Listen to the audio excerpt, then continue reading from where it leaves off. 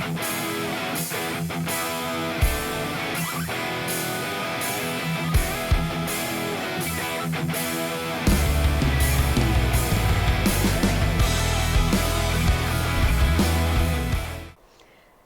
मैं गायत्री व्यास। पिछले कई सालों से एक बात की शिकायत हर पेरेंट्स को करते हुए हमने देखा है कि मेरा बच्चा सोसाइटी में खेलने नहीं जाता है, ग्राउंड पे खेलने नहीं जाता है, और उसकी वजह है कि हमने ही हमारे बच्चों को एक शेल में बंद कर दिया है। उनको घर में गेम दे दी है ताकि वो आदी हो जाए कि बाहर ना जाए, और फिर हम ही शिकायत करते हैं कि हमारा बच्चा ग्राउंड पे नहीं जाता है। मगर वडोदरा शहर गेम्स के मामले में अभी भी उतना पीछे नहीं है। गुजरात के वडोदरा शहर के श्लोक परमार, जिन्होंने 21 साल की उम्र में ये साबित किया है कि ग्राउंड पे जाने वालों की संख्या अभी भी उतनी कम नहीं हुई है। श्लोक परमार ने लॉन्ग जंप में इंडिया बुक ऑफ रिकॉर्ड्स में अपना नाम दर्ज करवाया। 2022 की बुक में उनका नाम दर्ज हो चुका है लॉन्ग जंप में। 320 सेंटीमीटर जंपिंग पॉइंट से लैंडिंग पॉइंट तक की दूरी उन्होंने तय की और उनका नाम दर्ज हुआ इंडिया बुक्स ऑफ रिकॉर्ड में। वडोदरा के हैं, इसलिए हमने उनको स्टूडियो में बुलाया है ये अचीवमेंट के बारे में बात करने के लिए। और जैसे मैंने जिक्र किया कि बच्चे अब ग्राउंड पे कम जाते हैं, तो उनकी ये भी कोशिश है कि बच्चों को ग्राउंड पे ले आए।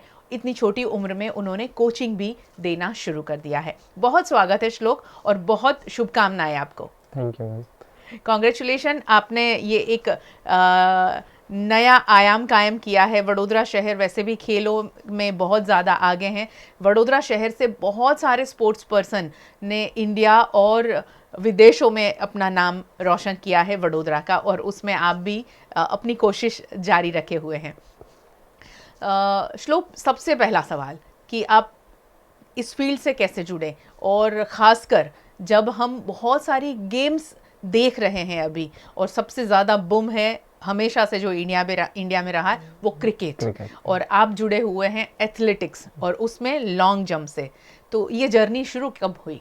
मैम, मैं भी पहले क्रिकेट ही खेला करता था। अच्छा। बट जब से क्रिकेट में एक टेस्ट आता है जिसमें हम लोग योयो टेस्ट बोलते हैं, या वो योयो टेस्ट के दरमियान मैं एक अच्छी सी स्पीड में भागा करता था। ओके। तब मेरे कोचेस ने मेरे को सलाह दी कि तू इसके क्रिकेट के साथ साथ एथलेटिक्स भी करा कर। तब मैंने एथलेटिक्स शुरू किया। मैंने एथलेटिक्स शुरू किया था 2016 में, और 16 के बाद मैंने पहला इवेंट था मेरा 100 मीटर्स का। ओके। और एट द एज ऑफ 16 मैं 100 मीटर्स में मेरा फर्स्ट स्टेट मेडल आ गया था। तो सोचा कि स्पीड है तो फिर उसके साथ थोड़ा जंपिंग एक्सप्लोजिव्स क्यों ना किया जाए। तो उसके लिए भी मैंने ट्राई किया, और मैंने पहला मेरा जंप 6.10 का लगा दिया एट द एज ऑफ 16। क्या बात है। तो उसके बाद पीछे देखा ही नहीं। बट हाँ, बहुत स्ट्रगल्स देखे कि स्टेट लेवल मेडल्स आने में बहुत टाइम लगा, 1 साल 2 साल। 2018 में मेरा फर्स्ट स्टेट मेडल आया। अभी लॉन्ग जंप कर रहे हैं हम, तो उसके अंदर उसका पहला बेसिक आता है स्टैंडिंग ब्रॉड जंप, जिसको ये बात किसी को पता नहीं है, जो खाली एक सीमित रह गया है अंडर 8 की कैटेगरी के लिए। अंडर की 8 की कैटेगरी में स्टैंडिंग ब्रॉड जंप खत्म, लॉन्ग जंप किया और ख़त्म। उसके बाद कोई उसको प्रमोट नहीं कर रहा जी। जो हमारा लॉन्ग जंप का सबसे बेसिक एक वो बोलते हैं ना एक्टिविटी है, जो उसके सिवाय वो नहीं करोगे तो आपको लॉन्ग जंप में ज़्यादातर आपको एक्सप्लोजिव्स नहीं मिलेंगे जी। तो मैंने और मैं बच्चों को भी वही सिखा रहा था कि मेरे को करना है। तो मेरे एक स्टूडेंट ने मेरे को बोला कि सर आप इसमें क्यों आगे कुछ नहीं कर रहे हैं। स्टूडेंट ने आपको बोला? क्या बात है कि सर आप ट्राई क्यों नहीं करते। हाँ। तो मैंने बोला ठीक है चलो एक बार ट्राई करके देखता हूँ। मैंने ट्राई किया, मेरा attempt India book of records को भेजा, और उन्होंने पूरा स्टडी करने के बाद विद इन 1 वीक उन्होंने मेरे को एक कंफर्मेशन मेल सेंड किया जिसके अंदर पूरा रिकॉर्ड का पूरा मेंशन किया हुआ था। एंड होपफुली अच्छे से हो गया वो। आपके कोच कौन है, किससे सीखा आपने? मेरे कोच सबसे पहले कोच तो मेरे मालविया सर थे, मालविया सर जी, जो एक एक्स इंडियन एथलीट रह चुके हैं और अभी रिलायंस में अपना जॉब कंटिन्यू कर रहे हैं जी। जी। उनके अंडर मैंने लॉन्ग जंप 100 मीटर उनके अंडर सीखा। ओके। और उसके बाद 2018 में जब मेरा 12th स्टैंडर्ड था तो ड्यू टू सम रीजंस मैं फर्स्ट ईयर मेरा फर्स्ट अटेम्प्ट में क्लियर नहीं कर पाया। देन मैंने सोचा कि मेरा 1 साल बिगड़ रहा है, तो मैं मेरे ग्राउंड को क्यों टाइम ना दूँ। तो तब मैंने कोचिंग शुरू किया अच्छा। कि जो मेरे पास एबिलिटीज़ हूँ, नेक्स्ट जनरेशन जो जो ग्राउंड पे नहीं आ रहे हैं जी। उनको पकड़ के मैं ग्राउंड पे लेके आऊँ। ओके। तो मैंने कोचिंग शुरू किया और फिर उसके बाद से मैं 2018 से मैं कोचिंग दे रहा हूँ। ओके। आपने ये इंडिया बुक ऑफ रिकॉर्ड में नाम दर्ज कराने के लिए आपको इंस्पिरेशन मिला अपने ही स्टूडेंट से, स्टूडेंट आपने से। जैसे बताया। कितनी मेहनत करनी पड़ी? लास्ट टाइम मैं को मानता हूँ मैम रिपीटेशंस में, जी। कि सपोज जैसे स्कूल का छोटा बच्चा है केजी सेक्शन में, उसको होमवर्क दिया जाता है कि भाई 1 लिखना नहीं आता, तो अब उसको कंटिन्यूटली 1 रिपीटेशन में वो लोग लिखवाते रहते हैं कि उसका 1 लिखना। सिमिलरली मेरा कुछ, मैं खुद भी ऐसा रिपीटेशंस में मानता हूँ। मैं दिन के मैम 150 जंप्स करता था। ओह, 150 जंप्स? 150 जंप्स करता था विद इन 1 आवर और 1.5 आवर। ओके। तो 150 जंप्स में स्टार्टिंग मैंने किया 2.550 मीटर्स से, धीरे धीरे मैं 3 मीटर्स तक पहुंचा, उसके बाद 3.20 मीटर्स। तब तक मुझे कॉन्फिडेंस नहीं आया, तब तक मैं जंप्स करते रहा। रिपीटेडली 150 200 150 200 जंप्स करते रहा। फन फाइन डे मेरे को कॉन्फिडेंस आया और मैंने मेरा अटेम्प्ट भेजा। श्लोक, अभी तक कहाँ कहाँ आपने पार्टिसिपेट किया है और कितने मेडल्स जीते हैं? पढ़ाई के लिए कितना समय निकाल पाते हो, क्योंकि अभी आपकी पढ़ाई भी जारी होगी, आप 21 साल के ही हो। मैम मैंने एथलेटिक्स में 2016 में मैंने एथलेटिक्स शुरू किया, तब से लेके अभी तक मैंने स्टेट लेवल पे 100 मीटर और लॉन्ग जंप मिला के 21 स्टेट गोल्ड मेडल्स जीते हैं। Oh wow. और साथ में मैंने गुजरात स्टेट को 6 टाइम रिप्रेजेंट किया है, जूनियर, सीनियर और SGFI स्कूल गेम्स को मिला के। क्या बात है। और पढ़ाई के और लिए समय कैसे निकलता है फिर? पढ़ाई के लिए क्लासेस के टाइम पे क्लासेस अटेंड कर लेते हैं, और रात के टाइम पे जब मेरा प्रैक्टिस पूरा सेशन कंप्लीट हो जाता है डिनर के बाद, मैं रात के टाइम पे मेरा टाइम निकाल के पढ़ाई कर लेता हूँ।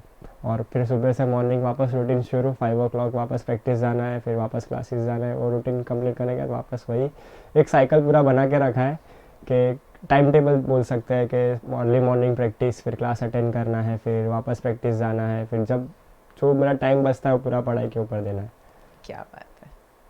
और इसके लिए एक ही बात है कि श्लोक स्पोर्ट से जुड़े हुए हैं, इसलिए एनर्जी लेवल जो है वो बहुत ज़्यादा हाई है उनका, और ये सारी चीज़ें इसीलिए वो अच्छे से मैनेज कर पाते हैं। तो ये सीखने वाली बात है कि आप अगर कोई भी एक स्पोर्ट से जुड़े हुए हो, उम्र चाहे कोई भी हो, आप स्टूडेंट हैं या बड़े हो गए हैं या जॉब कर रहे हैं, सिर्फ एक स्पोर्ट के साथ में आप जुड़े रहें, चाहे वॉकिंग करें, मगर आप एनर्जी लेवल देखना बहुत हाई रहता है और बहुत अच्छे से आप अपनी दिनचर्या को मैनेज कर पाते हैं, है ना श्लोक? हाँ मैम, दूसरा है ना, आप अपने दिनचर्या को जब मैनेज कर पाओगे आपका एनर्जी लेवल हाई बजेगा, और आपका हेल्दी जो चार्ट रहता है वो बहुत ही ईजी और स्मूथ गोइंग रहेगा। आपको ज़्यादातर जो मेडिसिन है उसके ऊपर रिलाई करने की ज़रूरत नहीं पड़ेगी। जी।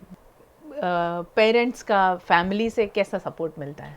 मेरे पेरेंट्स का बहुत अच्छा सपोर्ट है। मेरे डैड भी एक खुद एथलीट है, जो रिलायंस अभी भी खेलते हैं, क्रिकेट खेलते हैं प्लस एथलेटिक्स करते हैं। और he is a national level thrower, तो उनका तो पूरा बैक पे हाथ है मेरा कि बेटा तू जा कर। वो मेरे को ऑलवेज, मैं ग्राउंड पे नहीं जाता तो मेरा डैड मेरे को धक्का मार के भेजते हैं कि तो ग्राउंड क्यों नहीं गया आज। ओके। तो उन पेरेंट्स का तो फुल ऑन सपोर्ट है। डाइट और रेस्ट का मम्मी पूरा ध्यान रखते हैं कि क्या पसंद है खाने में, क्या पसंद नहीं, वो पूरा इस तरीके से वो खाना मिलता है। और आप स्पोर्ट्स में हो तो क्या खाना चाहिए वो भी बहुत इम्पोर्टेंट है, और वो माँ का रोल बहुत बखूबी निभा रही है मम्मा आपकी। हाँ। क्या बात है। आपने कहा कि जो बच्चे ग्राउंड पे नहीं जाते हैं, और उनको आप मोटिवेट करते हैं, उनको सिखाते हैं, तो प्रोफेशनली आपने सिखाना शुरू किया है या ऐसे ही शौकिया तौर पर सिखाते हैं, और कितनी उम्र के बच्चों को सिखाते हैं? मैम मैं एकदम प्रोफेशनली सिखाता हूँ। लॉकडाउन के एरिया में जब सब लोग सोच रहे थे कि भाई टाइम कैसे काटे, उस टाइम पे मैंने सोचा कि मैं अगर मेरे को प्रोफेशनली सिखाना है तो मेरे को एक सर्टिफिकेट चाहिए होगा। तो उस टाइम पे मैंने ऑनलाइन कोर्सेज करके एक सर्टिफिकेट भी ले लिया है। और दूसरा मैं सिखाता हूँ 3 से लेके 50 एज तक के बच्चों को, मतलब 3 ईयर से लेके 50 से 50 एंड अबाउ के भी स्टूडेंट्स हैं मेरे पास। क्या बात है। जो अभी हाल में मेरे पास बच्चे भी आते हैं और उनके पेरेंट्स भी इंस्पायर होके मेरे साथ फिटनेस और उसके लिए करना चाहते हैं। बहुत बहुत गर्व की बात है कि आप 21 साल के हो और स्पोर्ट्स को इतना ज़्यादा प्यार करते हो, यानी ये एक लगाव है। और घर का माहौल, जो आपने कहा कि आपके पिताजी भी स्पोर्ट्स में हैं, तो वो घर का माहौल भी बहुत मायने रखता है। तो आपने तो बचपन से पापा को देखा कि वो हाँ खेलते खेलते हैं, हैं। वो एथलीट हैं, तो आपको उसी से इंस्पिरेशन मिला। तो आज जो इंस्पिरेशन घर से नहीं मिलता है, या फिर घर से मिलता भी है तो पेरेंट्स इतना ज़्यादा तवज्जो नहीं देते हैं स्पोर्ट्स को, कि ठीक है पढ़ाई में ज़्यादा ध्यान दो, थोड़ा सा स्पोर्ट कर लिया तो चलेगा, ऐसे पेरेंट्स को क्या कहोगे? मैम मैं ऐसे पेरेंट्स को जेन्युइनली कहना चाहूँगा कि जो ज़्यादातर ऐसा बच्चों को बोल रहे हैं कि पढ़ाई करो या फिर स्पोर्ट्स कम करो, मैं उनको दावे के साथ कह सकता हूँ कि अगर वो आके बच्चा स्पोर्ट्स करेगा जी। तो उनका पढ़ाई में भी इम्प्रूवमेंट होगा। क्या? क्यों? क्योंकि बच्चा पूरा टाइम बुक के सामने नहीं बैठा रह सकता। उस जी। छोटा बच्चा जो चंचल होता है ना, तो उनको ग्राउंड पे जाके खेलना तो था ही, वो खेलने तो वाले ही है, बट द थिंग इज के वो एक फ्रेश माइंड, वो ग्राउंड पे जाने के बाद जो उनका एक फ्रेश माइंड हो जाता है ना, वो बहुत ही पढ़ाई के लिए बहुत ही अच्छा है। दूसरा, वो ग्राउंड पे आने के बाद खेलेंगे, थकेंगे तो ऑटोमेटिक उनका डाइट और रेस्ट बढ़ जाएगा, वो खाना खाना भी अच्छे से शुरू करेंगे और उसके वजह से भी उनका पढ़ाई में जो चाहिए ना कंसंट्रेशन, वो बहुत अच्छे से बढ़ेगा। जी। वो तो ग्राउंड पे, इसीलिए मैं पूरा अभी तक तो मेरा जितना भी मोटिव है, मैं हमेशा प्रमोट करता हूँ कि एटलीस्ट 2 आवर्स तो 2 आवर्स बच्चों को ग्राउंड पे लेके आइए। मैं मेरे स्टूडेंट्स के सारे पेरेंट्स को पहले, जैसे मेरे पास इंक्वायरी के लिए आते हैं या कुछ भी बात करने आते हैं, मैं उनको सीधा बोल रहा हूँ कि सर आप मुझे इतना टाइम दीजिए कि नेक्स्ट कमिंग वीक्स में बच्चा आपको खींच के यहाँ पे लेके आएगा। वो उस बात का, बट पेरेंट्स क्या सोचते हैं कि बच्चा थक जाएगा या फिर बच्चा को कुछ इंजरी हो जाएंगे, उस डर के वजह से कुछ ना कहीं पेरेंट्स सोच रहे हैं कि बच्चों को ग्राउंड पे नहीं भेजना है, but the injury is a part of a game. अगर आपको अच्छे से प्रॉपर से टेक्निकल चीज़ें सिखाई जाएगी तो इंजरीज बहुत प्रिवेंट हो सकती है। जी। तो बच्चों पेरेंट्स को ग्राउंड पे ट्रस्ट करना पड़ेगा और दूसरा कोचेस पे ट्रस्ट करना पड़ेगा। और ये भी है ना श्लोक, कि चोट लगेगी तभी उनको एहसास होगा Exactly. कि ये चोट को मैनेज कैसे करना है, और चोट के साथ में खेलना कैसे है, भागना कैसे है। तो सारी चीज़ें, बहुत सारी चीज़ें आप जब ग्राउंड पे जाते हैं तो बहुत कुछ सीखने मिलता है।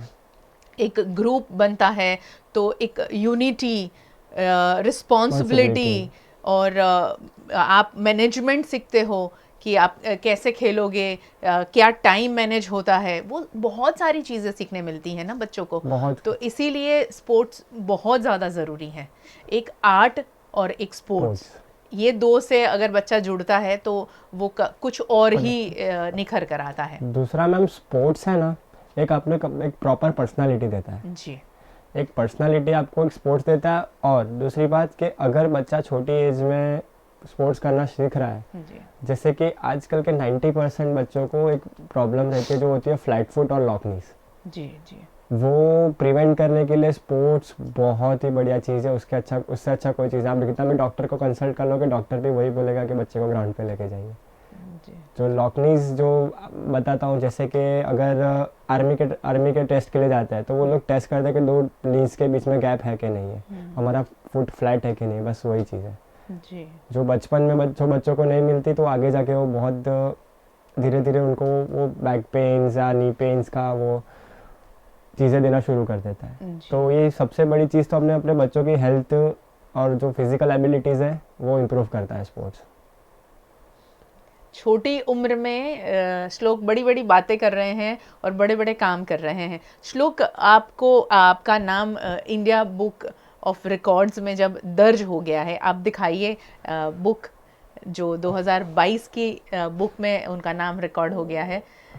क्या फील किया था जब ये मेडल, ये बुक, ये सर्टिफिकेट जब आपके पास में आया? मैम जब मेरे को कंफर्मेशन मेल आया, तब मैं एक रूम में से, मेरे को पता था कि ये कुछ आवर्स में आ जाएगा, तो मैं एक रूम में लॉक्ड था। मैं सोच रहा था, मैं मेरे फ्रेंड्स को कॉल कर रहा था, भाई क्या होगा चल रहा था। जैसे ही मेरे को मेल आया, मैंने मेरा फर्स्ट कॉल मैंने डैड को किया and I was into my tears. मैं ऐसा रोने लगा। पापा बोलते क्या हो गया, क्यों रो रहा है? मैं बोला पापा मेरा इंडिया बुक ऑफ रिकॉर्ड्स हो गया। एंड मैंने उनको पहले नहीं बताया था कि मैंने ऐसा कोई अटैम्प्ट किया है। तो पापा घर में पता ही नहीं था किसी को? नहीं, मैंने किसी को नहीं बताया था। ओह, देन मैंने बोला, पापा बोलते क्या? मैंने बोला मैं सब इंडिया बुक ऑफ रिकॉर्ड्स में मेरा नाम रजिस्टर्ड हो चुका है। जी। पापा बोलते एक काम कर, मेरे को स्क्रीनशॉट भेज, मेरे को यकीन नहीं हो रहा तेरे पे। तो मैंने वो स्क्रीनशॉट शेयर किया। विद इन 5 or 10 सेकंड्स में उन्होंने रीड किया और तुरंत हमारा तो फैमिली का भी तो जो ट्रेंड चल रहा है ना व्हाट्सएप पे, फैमिली ग्रुप होता है, उसमें ऐसे डिलीवर्ड हो गया कि we have created an history, my son Shlok Rajesh bhai Parmar has registered his name at India book of records. उसके बाद तो ढेर सारे मैसेजेस शुरू हो गए कॉन्ग्रेचुलेशंस के उसके। और मम्मा बोलते ये एकदम स्पीचलेस था उनका तो रिएक्शन कि क्या हुआ क्या नहीं। फिर दीदी के कॉल्स आए और मेरे जो कोच साहब थे उनको मैंने कॉल करके बताया कि सर मेरा ऐसा हो चुका है। वो भी बहुत प्राउड फील किया उन्होंने भी। फिर चल मेरे फ्रेंड्स तो पागल की तरह सीधा घर पहुंच गए, बोलते हैं चलो पार्टी करते हैं, ये करते हैं वो करते हैं। बोला ठीक है आराम से करेंगे सब। फिर मैं सारे जो भी मैंने बोला ना 3 जितने भी पेरेंट्स हैं 3 to 50 ईयर जितने भी बच्चे तो प्रैक्टिस करे, बच्चे तो खुश थे ही ऑब्वियसली, पर सारे पेरेंट्स ने बहुत कॉन्ग्रेचुलेट किया और उन्होंने बोला कि सर करे आगे आप भी बढ़ते रहो, हमको भी साथ में लेके चले। मैं बोला ठीक है, चलता रहा सब। बहुत बढ़िया एक्सपीरियंस रहा ये। आगे अपने आप को कहाँ देखते हो, कहाँ पहुँचना चाहते हो, और कितने अचीवमेंट्स चाहते हो, क्या पाना चाहते हो इसी फील्ड में? मैम मैं तो इसमें से मैंने कुछ ज़्यादा बड़ा सोचा नहीं है टू बी ऑनेस्ट। मैं एक गवर्नमेंट ऑफिशियल्स बनना चाहता हूँ और गवर्नमेंट के थ्रू, मतलब जैसे हमारे आइडियल थे मिल्खा सिंह, जैसे उन्होंने गवर्नमेंट जॉब लेने के बाद जो इंडिया का नाम रोशन किया, वैसे ही मैं एक गवर्नमेंट ऑफिशियल, एक ऑनेस्ट गवर्नमेंट ऑफिशियल बनने के बाद इंडिया का नाम स्पोर्ट्स के थ्रू आगे लेके जाना चाहता हूँ। बहुत शुभकामनाएं श्लोक, और आपकी जो सोच है, आपके जो ड्रीम है वो फुलफिल हो, ऐसी हमारी शुभकामनाएं हैं। और ऊपर वाले से प्रार्थना है कि आप और ज़्यादा सफलता हासिल करें और बार बार VNM स्टूडियो में इंटरव्यू के लिए आते रहें। बहुत शुभकामनाएं आपको। Thank you. श्लोक की बातें आपके जहन में शायद बैठी होगी, तो उस बात को ज़्यादा तवज्जो देकर अपने बच्चों को ग्राउंड पे भेजना शुरू करें। ज़रूरी नहीं है कि हर बच्चा ये मेडल पहनेगा, ज़रूरी नहीं है कि हर बच्चा इंडिया बुक ऑफ रिकॉर्ड्स में नाम दर्ज करवाएगा। ज़रूरी ये है कि हम हमारे बच्चों को फिटनेस के साथ साथ में कितनी सारी चीज़ें दे सकते हैं अगर हम उनको ग्राउंड पे भेजें। बहुत शुक्रिया और बहुत शुभकामनाएं श्लोक एक बार फिर। थैंक यू आप सबका हमारे साथ जुड़ने के लिए। VNM पर खबरें और ऐसी खास चर्चा के लिए जुड़े रहें हमारे साथ। और VNM TV का YouTube चैनल है, सब्सक्राइब करें। VNM TV का Facebook पेज है, लाइक करें। OTT प्लेटफॉर्म Jio TV और वोडाफोन TV पर दिन भर खबरें और ऐसी खास चर्चा के लिए जुड़े रहें हमारे साथ। नमस्कार।